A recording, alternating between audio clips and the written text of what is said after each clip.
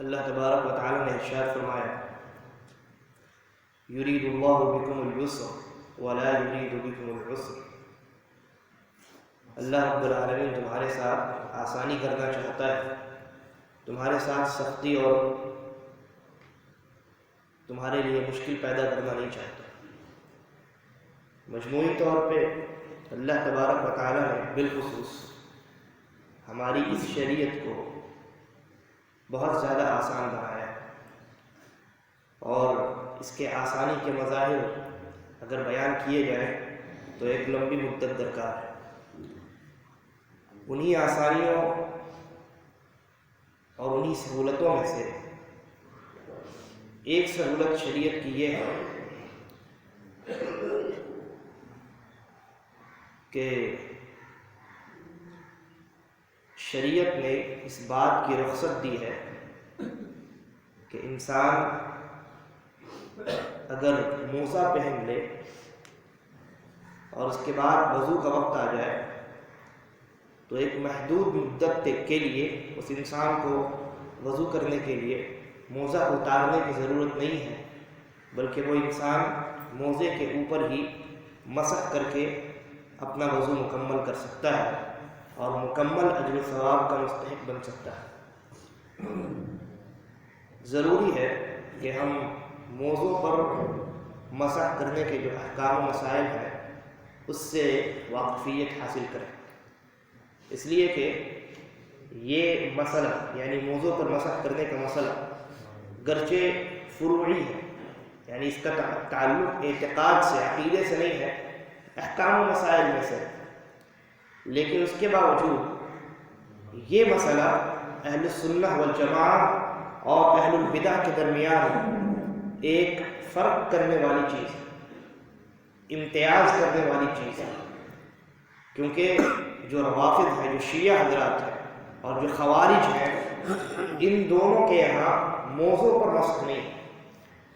یہی وجہ ہے کہ جب ہمارے علماء نے، اہل السنہ والجماعہ کے پرانے متقدمین علماء نے، دوسری تیسری صدی ہجری کے جو علماء ہیں، انہوں نے جب عقیدے کی کتاب لکھی،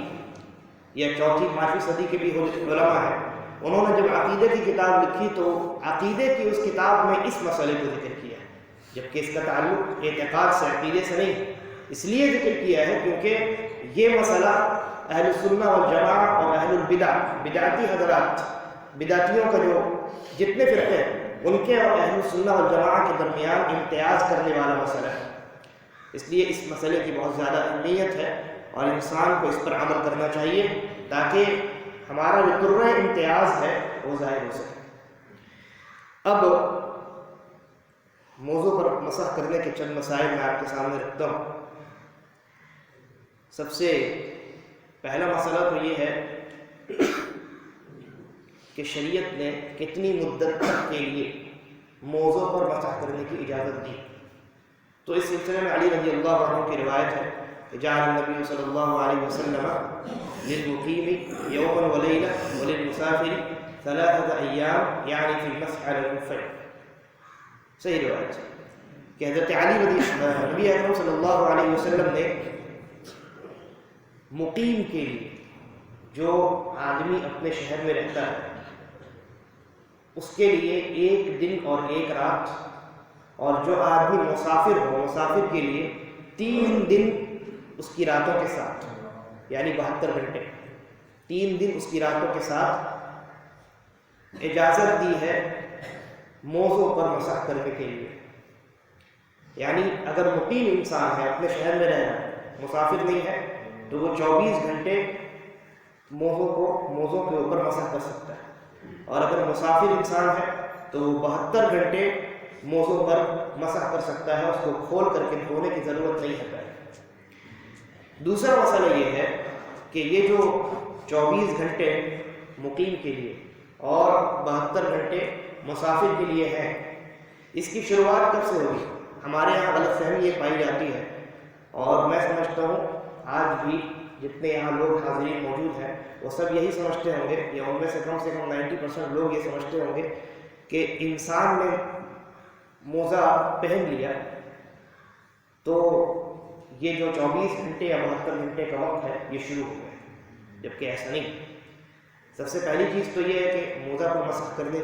کے لیے جو پہلی شرط ہے یا بنیادی شرط ہے وہ یہ ہے کہ انسان وضو کرنے کے بعد موزہ پہنے۔ حالت وضو میں انسان چلا جائے، وضو پہلے کر لے، اس کے بعد موزہ پہن لے، اب دوسرے وضو کے لیے وہ انسان دوبارہ موزہ اتار کر کے پیر نہیں دھوئے گا بلکہ اسی کے اوپر مسح کرے گا، یہ تو بنیادی شرط ہے۔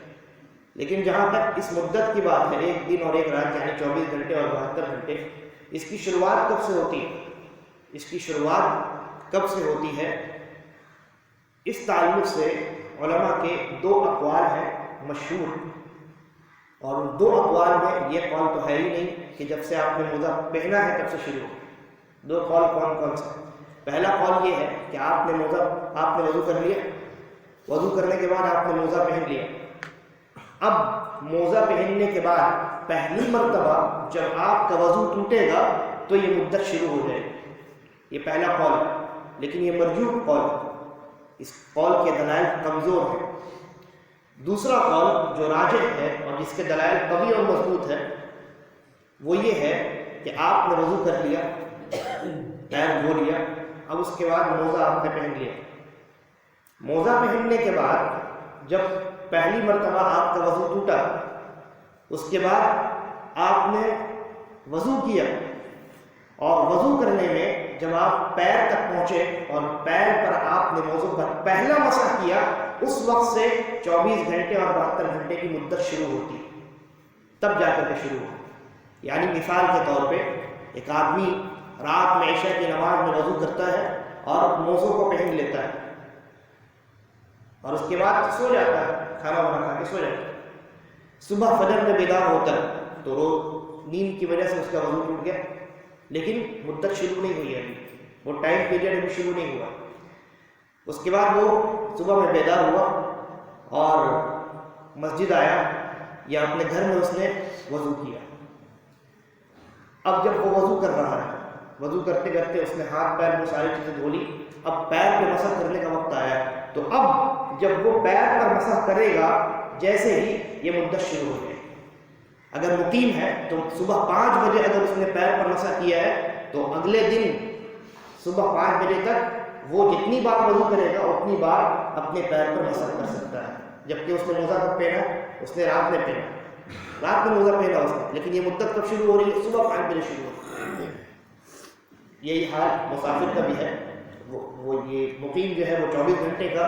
اس کے لیے ٹائم پیریڈ بنایا گیا ہے، اور مسافر کے لیے 72 گھنٹے کا ٹائم پیریڈ بنایا گیا ہے۔ اچھا، اسی طریقے پر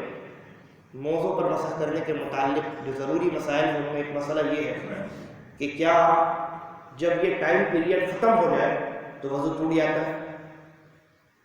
یا یہ ٹائم پیریڈ جب ختم ہو جائے 72 گھنٹے یا 24 گھنٹے کا تو آپ کو موزہ اتارنا پڑے گا؟ تو جواب یہ ہے کہ ایسا نہیں ہے۔ آپ نے موزہ پہن لیا، مسح کر لیا، آخری مرتبہ مان لیجیے آپ نے صبح 5 بجے سے آپ کی جو مدت شروع ہوئی تھی جو میں نے مثال دی، دوسرے دن فجر سے پہلے 5 بجے تک وہ مدت باقی ہے، اور دوسرے دن بھی آپ نے صبح میں وضو کیا ہے اور آپ نماز پڑھنے کے لیے آئے، تو صبح 5 بجے آپ کی وہ مدت ختم ہو گئی، لیکن نہ آپ کو موزہ اتارنے کی ضرورت ہے اور نہ آپ کا وضو ٹوٹا۔ یہی صحیح قول ہے اس مسئلے میں، نہ آپ کا وضو ٹوٹا اور نہ ٹائم پیریڈ ختم ہو گیا تو آپ کو موزہ اتار دینے کی ضرورت ہے،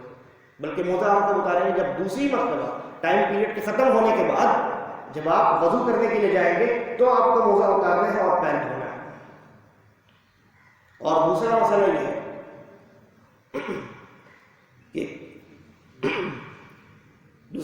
یہ ہے کہ اگر کسی نے اسی پیریڈ کے درمیان جو 24 گھنٹے یا 72 گھنٹے ہیں، اسی کے درمیان کسی نے ابھی 4-5 گھنٹے گزرے تھے کہ کسی نے اپنا موزہ اتار دیا، یعنی اس نے پہلے وضو کیا تھا، پیر دھو لیا تھا، اس کے بعد اس نے موزے پہن لیے تھے، ظہر کا وقت آیا، اس نے دوبارہ موضوع پر مسح کی، اب اس کے بعد وہ حالت وضو میں چلا گیا، اب ظہر کی نماز پڑھ کر کے آیا اور وہ ابھی ٹائم پیریڈ اسی مدت کے اندر ابھی 4-5 گھنٹے ہی گزرے، اس نے اپنا موزہ اتار دیا، حالت وضو میں تھا اور اس نے اپنا موزہ اتار دیا، تو کیا موزہ کے اتارنے کی وجہ سے ابھی اسی ٹائم پیریڈ میں ہے، تو کیا موزہ کے اتارنے کی وجہ سے اس کا وضو ٹوٹ جائے گا؟ تو جواب یہ ہے کہ یہاں بھی اس کا وضو نہیں ٹوٹے گا، یہاں بھی اس کا وضو نہیں ٹوٹے گا، بلکہ موزے پر جو آدمی مسح کرتا ہے یہ مسح اس کے وضو کو مکمل کر دیتا ہے، اور اس کا وضو صرف موزے کے اتارنے سے یا وقت کے مکمل ہونے سے ختم نہیں ہوتا، بلکہ وضو کو توڑنے والے جو اسباب ہیں انہی اسباب کی بنیاد پر انسان کا وضو ٹوٹتا ہے۔ یہ سبب یعنی موزے کا اتارنا یا وقت کا ختم ہو جانا وضو کو توڑنے والا سبب ہے۔ تو یہ کچھ ضروری مسائل ہیں، اور موزہ چاہے چمڑا کا ہو یا اون کا یا کپڑے کا بنا ہوا ہو، دونوں پر مسح کیا جا سکتا ہے۔ بعض حضرات جو ہے ہمارے غلط فہمی پھیلاتے ہیں کہ نہیں صرف چمڑے کے موزے پر مسح، ایسا کچھ نہیں، چمڑے پر بھی آپ کر سکتے ہیں، چمڑے کے موزے پر بھی، اور اون کے کپڑے کے موزے پر بھی مسح کر سکتے ہیں۔ انس رضی اللہ عنہ کو ایک آدمی نے دیکھا کہ انہوں نے وضو کیا اور اپنے موزے پر مسح کر لیا، موزہ جو ہے وہ ان کا صوف کا تھا، صوف اون کو کہتے ہیں۔ تو اس نے پوچھا کہ اتمسح علیہما، آپ ان دونوں پر مسح کر رہے ہیں؟ تعجب سے پوچھا، نہیں معلوم ہوگا مسئلہ۔ تو انس رضی اللہ عنہ نے جواب دیا کہ ہاں میں اس پر مسح کر رہا ہوں، یہ خفین یعنی چمڑے ہی کے موزے کی طرح یہ بھی اون کا بھی موزہ ہے، دونوں کا حکم برابر ہے، کوئی فرق نہیں، لہذا آپ چمڑے کے موزے کے اوپر بھی مسح کر سکتے ہیں اور اون اور کپڑے کے موزے کے اوپر بھی مسح کر سکتے ہیں، اور آپ اس موزے پر بھی مسح کر سکتے ہیں جو پھٹا ہوا ہو۔ موزہ جب تک موزہ ہے، جب تک آپ اس کو پہن رہے ہیں، گرچہ کہیں سوراخ ہو گیا، عام طور سے موزہ میں سوراخ ہو جاتا ہے، ایڑی میں سوراخ ہو جاتا ہے، انگوٹھے کے پاس سوراخ ہو جاتا ہے، کہیں بھی سوراخ ہو گیا اس سے کوئی فرق نہیں پڑنے والا۔ موزہ جب تک موزہ ہے، آپ اس کو پہن رہے ہیں، آپ بآسانی اس کے اوپر مسح کر سکتے ہیں۔ یہ کچھ ضروری مسائل ہیں جو میں نے بیان کیے۔ اللہ تبارک و تعالیٰ ہم تمام کو صحیح سمجھ کے توفیق عطا فرمائے۔